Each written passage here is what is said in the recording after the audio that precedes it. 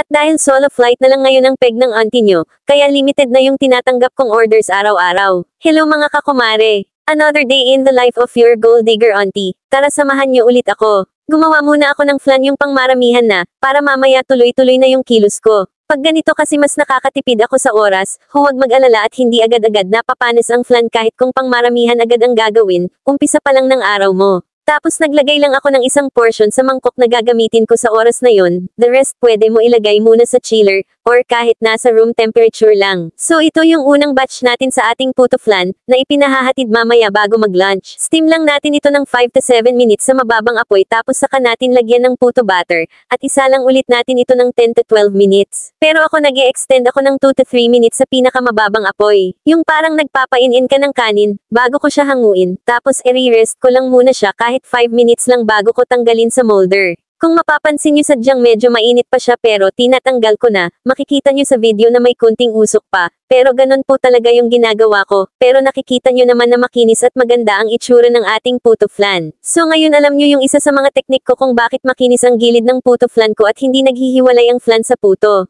Ayan tapos na ang ating unang batch, aayusin ko lang ito sa styrofoam roll base para anytime pwede na may hatid. Dito gusto ipalagay ni buyer yung in-order niya, at ililipat naman daw din niya ito sa nakalaan na lalagyan para dito. Tapos sunod ko naman na ginawa ay itong order na 2-in-1 na kakanin sa bilao. Bali 50 pieces na black kutsinta with yema dip at 50 pieces na puto flan. Ginawa ko na din ito agad kasi pinapahatid din ito sa venue ng event.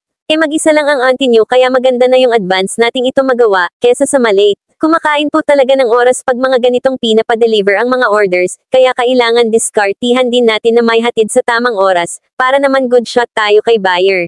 Plus may isa pa akong kailangan gawin kasi 3 yung pa-order na tinanggap ko ngayon. Malakas yung loob ng auntie nyo na 3 order yung tanggapin sa araw na ito, kasi yung agwat ng oras nila ay malalayo. Nakakarami ako ng tanggap na order pag willing to pick up si buyer, pero ganun talaga hindi lahat gusto mag-pick up, kaya ako na lang yung mag-a-adjust, ang importante may pa-order tayo. Tapos yung last kong ihahatid mamaya ay itong order sa akin na kasaba flan. 3:00 naman yung oras na usapan namin nito, at ang maganda kasi malapit lang ang location ng nag-order. O siya hanggang dito na lang muna mga kakumare, lagi lang natin tatandaan na kahit may mga panahon na matumal, ang importante patuloy lang tayo at wag hihinto.